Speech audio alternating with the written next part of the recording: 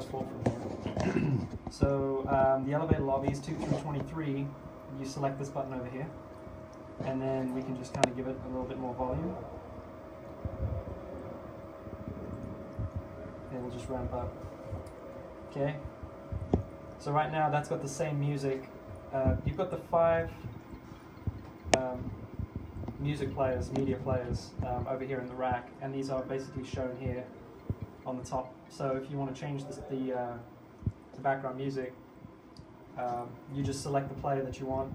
This is BGM background music 1, 2, 3, 4, 5, and then you, with that zone selected, you'll see it actually changes to the next player. It's actually updating the text there on the side, and then your volume is already there. And there's also a mute button if you ever wanted to mute it. It's a mute toggle. Is there any way to, in this room, to preview what's going on? It's funny you should say that. So there's actually, if you go to the 6th floor tab, you can go over to rack test. You see this button over here?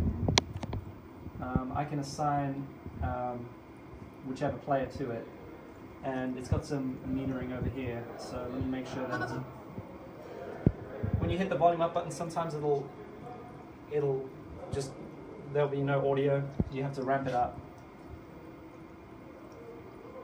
Because all of these touch panels are basically communicating with one another, if you make a volume change on another one,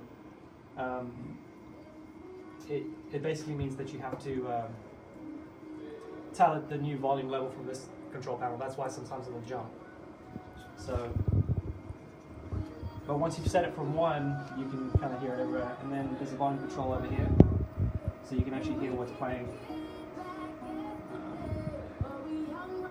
So this is no background music 1, 2, 3, 4, 5. So that 5 sounds like it belongs in the spa, and that's actually how it's routed right now. This stinks. It does, yeah. It's not meat. Yeah. And that sounds like your local music right there. So yeah, and then this is where you would also select the music for the pool. It looks like somebody's actually routed these the way they want them right now. So it's just a case of changing the volume level up and down. So yeah, I think that pretty much concludes the rack side. You shouldn't have to be in here other than controlling the volume. And then if we want that to stop playing here, so that way somebody's like, I hear this music from right here, right? Or whatever, we just turn it down there? Yeah, you can turn it down here. Okay. Okay. Yeah, you can actually also control the TVs. Camille, you can control the TVs from here too. Yeah, the power. So like, You got my cell phone. yeah. You know what is it for? So you got all. You see the icons for the TVs. Mm-hmm. Rental 609. We have to reconnect because of that that event that was happening on Wednesday. Oh, sure. But the other ones all show green lights to indicate that they're connected to the network. They're good to go. And there's all the Cabana TVs. Yeah, So, but with text